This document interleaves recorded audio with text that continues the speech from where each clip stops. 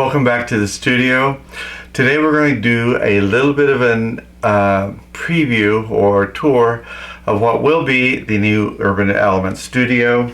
I did get the permit application approved after the initial rejection.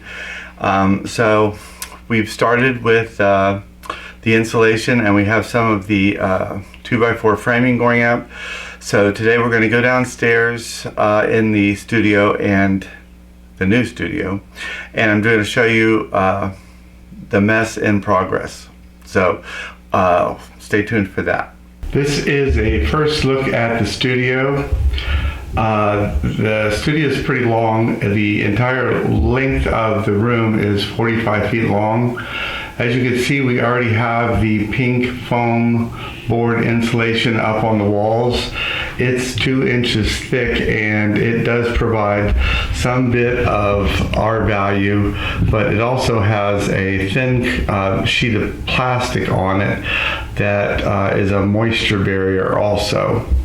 As you can see back in that far corner, there's a little alcove that I really like. I'm not sure what I'm going to do yet with any of this space yet, so the whole floor plan is still up in the air, but it's a pretty long space, 45 feet in all. So this is the view from the bottom of the stairs. As I was saying, this part of the studio has an indentation. This part of the living is under the living room, and it kind of goes out about 6 feet. So I don't know if I want to use this as like my little part of a sitting area, studio sewing part for myself, and have a sewing machine here and ironing board. Maybe a design wall on the back with lights shining on it. I do have some gimbaled LED lights that I could put up in the I-beams to shine on the back wall. And I could have those coming up here on the light switch. Those will probably be there either way. Or I could use this as my opening presentation area, where my table is here and I could have things displayed on the back. So I'm not sure about that yet. But the whole room is 45 feet long. The room this way is about 35 feet long, but half of that is going to be utilities. I have the laundry room on half, then there's going to be a bathroom later on, probably just be a half bath, a quarter bath with a toilet and a sink.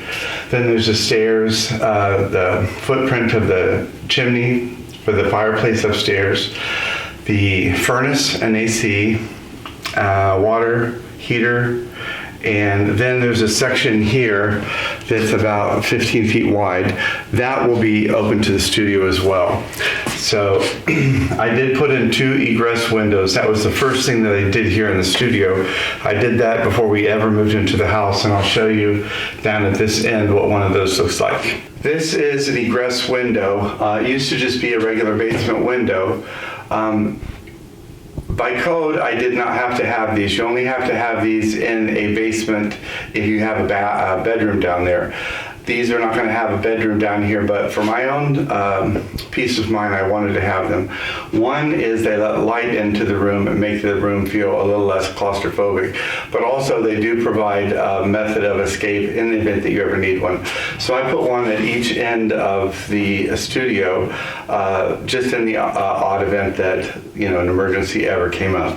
All they do, you have a latch here that you pull up, and the whole window opens up.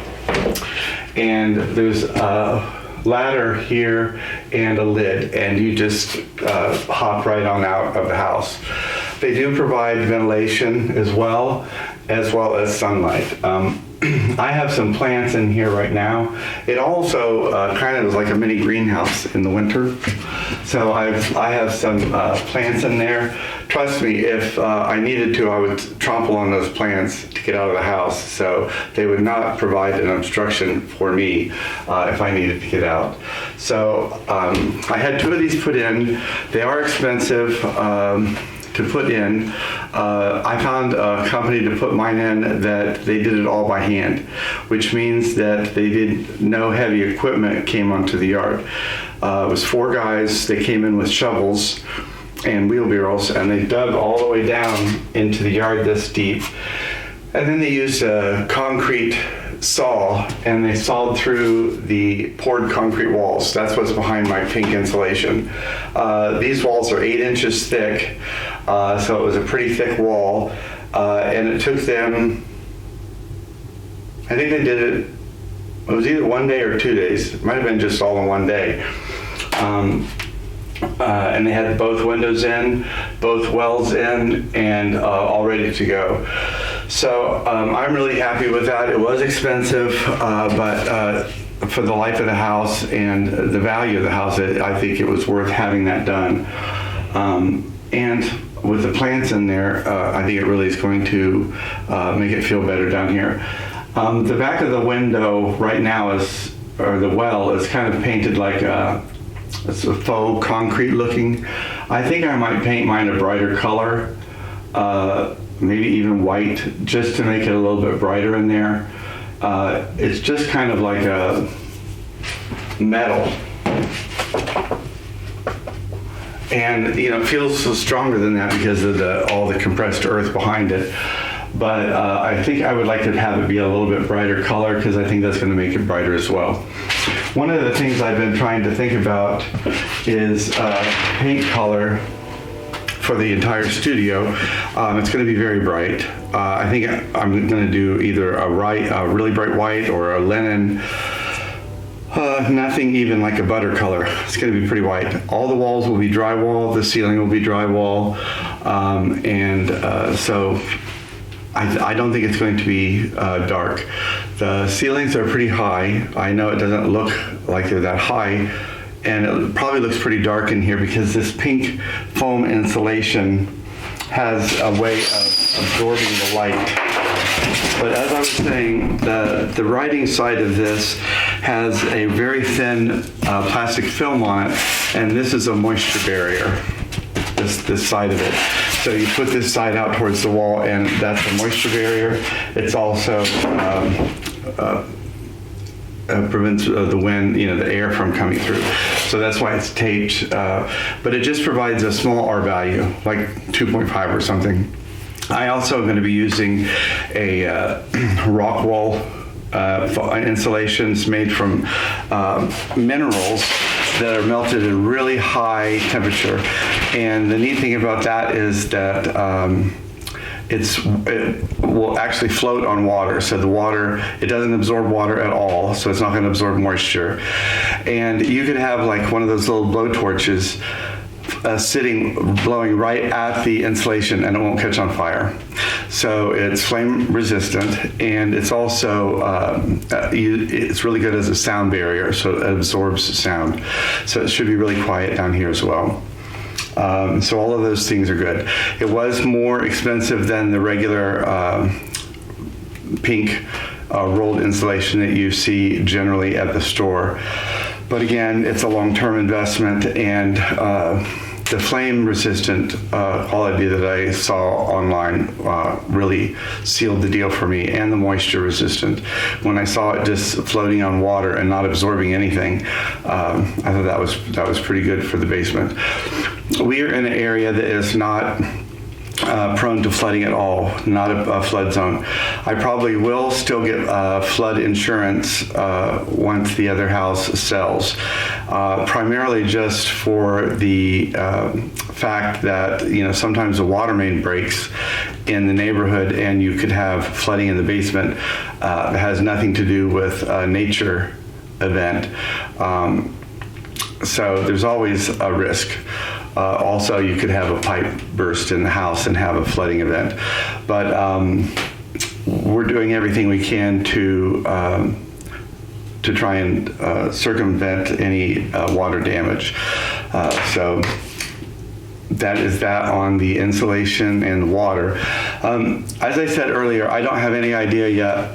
I keep thinking about where things are going to go, and I did a floor plan for the space as far as the electric goes, and I had to do that for the permit. My first permit was rejected because it didn't have the exact location of all of the electric boxes. And the lights, they needed to know where every light was going to go and light switch. So I have that done now, and I got the permit approved. I actually have 4 open permits right now, one for the electric box, one for the room itself, the addition. I have one for the 2 egress windows, and then there was one for the shed in the backyard. It has nothing to do with the studio.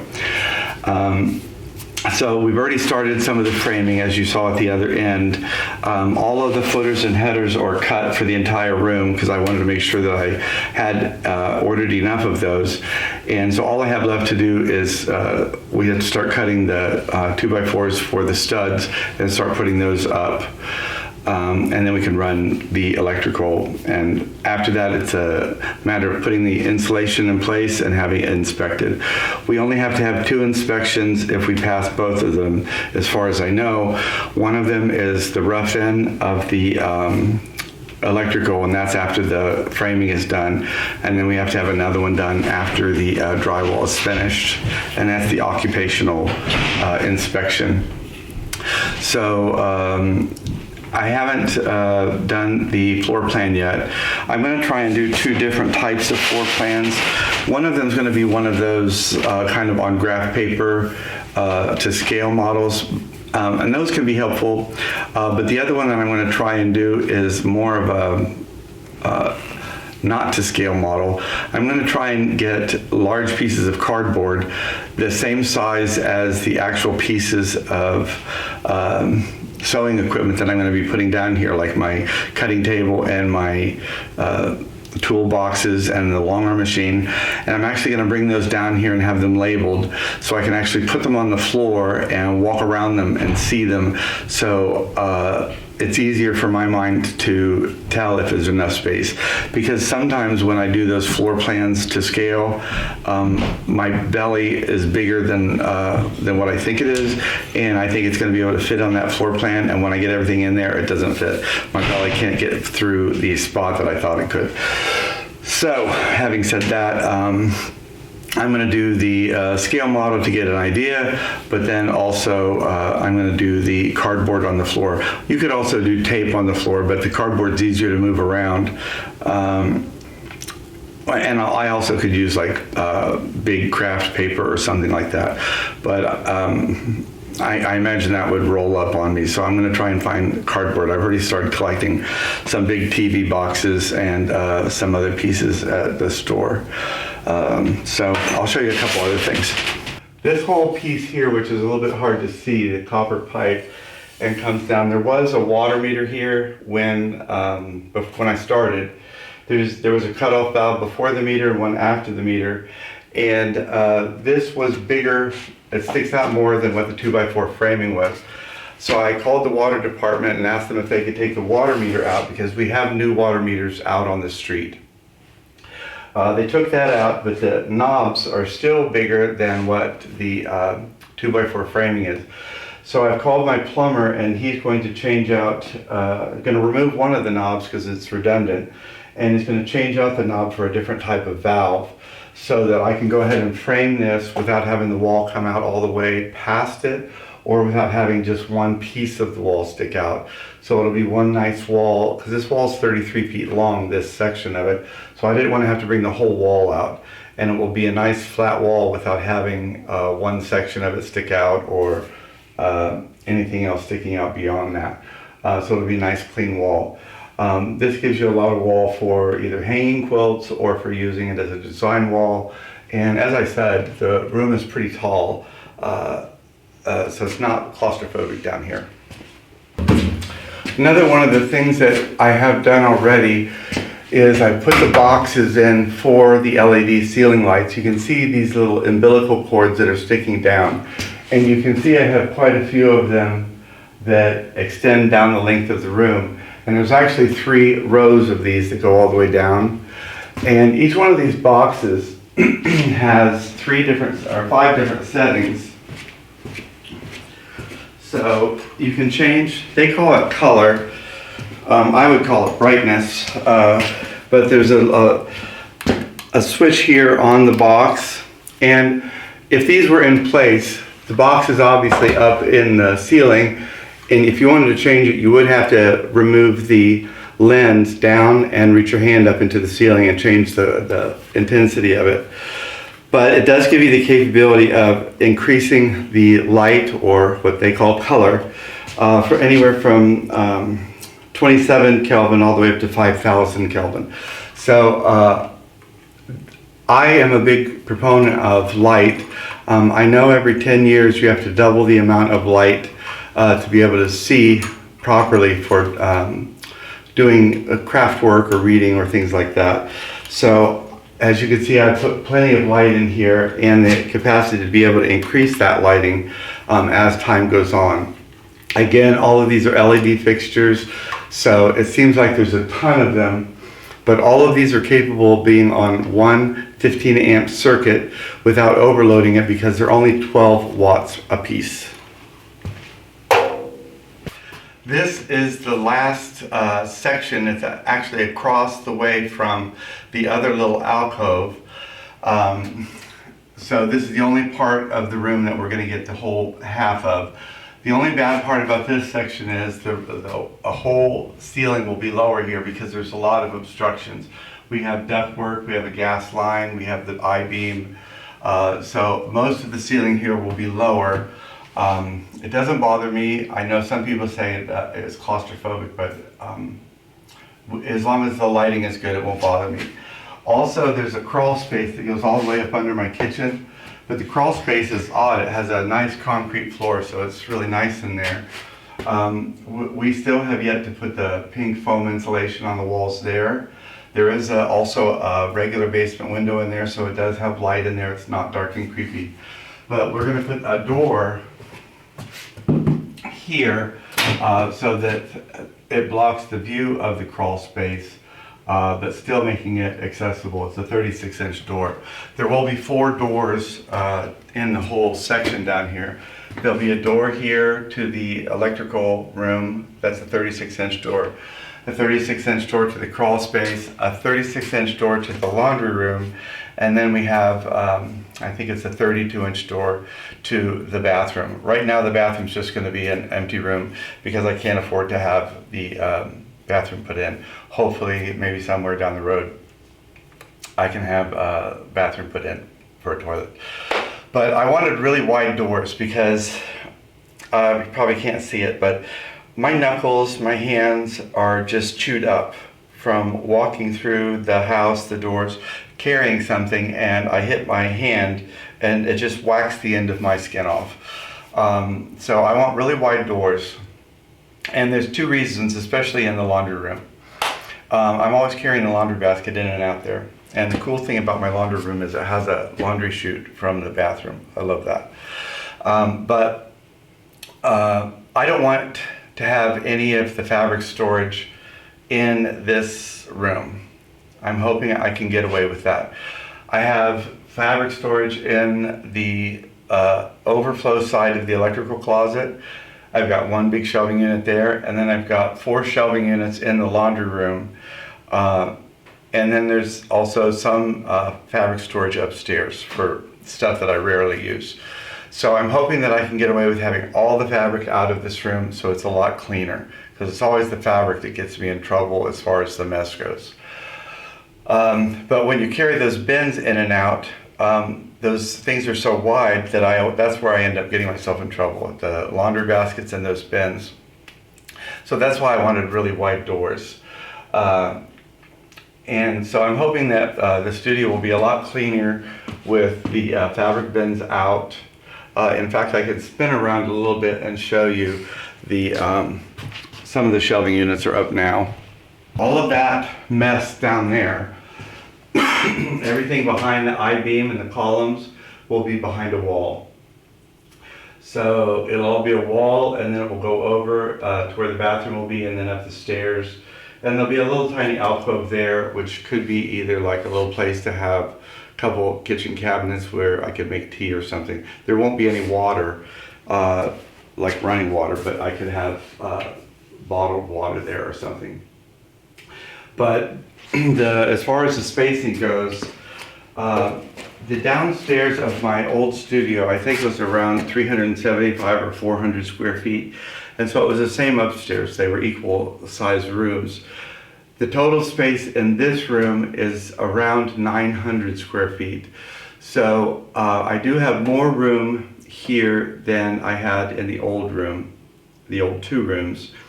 And I am eliminating all of the fabric from the studio upstairs, so I should have more room in both. Also, there were some things in the studio that you may not have ever seen, like there was a stove and a kitchen cabinet that didn't belong there, but it had to stay there. So I'm thinking that once the room is set up, that it'll be a little roomier than what the old studio was. And with all of the light that we're putting in, I think it will be as bright or brighter. So I think we're headed in a good direction. And I'm glad we got the framing started and we've got the permit going.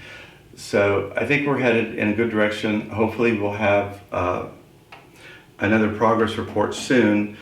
And I'm going to go ahead and get this upstairs and get it edited. Hopefully it all came out all right. And see what you all think. I'm sure, you know, comment away. I know we had comments the last time on basement studios and people being excited and people not liking basement studios. But also we had an awful lot of comments for me personally and for my mother, and I really appreciate those. I was hard not to cry on that part, but it was very, very nice. So I really appreciate that. I don't get a lot of that, so that was very nice. So I'm going to go ahead and wrap this up for now. I'm going to keep piecing it together. Until then, I hope you keep piecing it together too.